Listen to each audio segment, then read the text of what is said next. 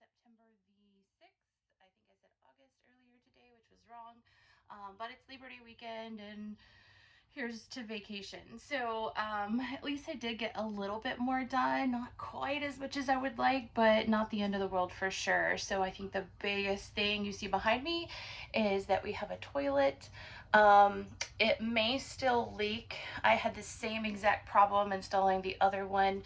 When it's a two-piece tank, you have three little basically rubber plugs that go through the hole and they can't leak. But they also are made incredibly big, and I am not able to lean on it enough to kind of get that through the little hole and tighten the screw down and all that kind of stuff. So I actually needed help last time. Have mom or somebody kind of lean on it while I crawl up under there and try and tighten the bolts. And I also might try and pick up some better pliers. So that's kind of sucky, but I think it could be totally worse. You can hear actually the water's running just a little bit. So we're going to see if we do have leaks. If so, we'll just shut it off and wait another day, but eventually we will make it, and clearly we're pretty close. Same thing with the sink, closer, but this is kind of a bonus. So I bought a bracket. There's no longer a bracket that is made to mount this particular sink. This particular sink was made around 1900, and I did actually check with Kohler on that. So I did buy a similar Kohler bracket, but it's made of steel instead of cast iron. It seems to be working, but frankly, it still makes me nervous. So I might actually create some additional bracing and stuff underneath. But for now, it hasn't fallen off the wall yet, knock on wood. So we will see. And clearly the faucet is not installed. I just kind of shoved it in there just to kind of get the look and feel. This is called a bridge faucet, which means it's basically a way of adapting a historic sink. So over on your right hand side would have been the cold water tap, and it would just be cold water. On the left hand side would have been the hot water tap, and they never would have actually mixed. So you can get a special faucet made like this one that will actually mix them to make life a little bit easier.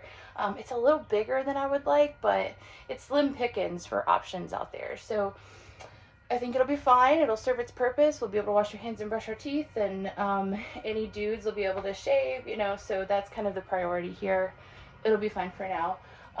Same thing with the toilet. We'll figure out how to get it to not leak, make sure it's all nice and secured. The interesting thing is we do all of this, and it actually will be uninstalled again. Because obviously we're going to have to refinish the floor, and behind you you see all of the shiplap. So I installed a couple of extra layers of shiplap. It's not the historic size that it would have been. It would have been 12-inch shiplap. This is 7-inch, but that's the material that I could get salvage, so that's what we're going with. It's the right lap and the right depth, which is really priority here.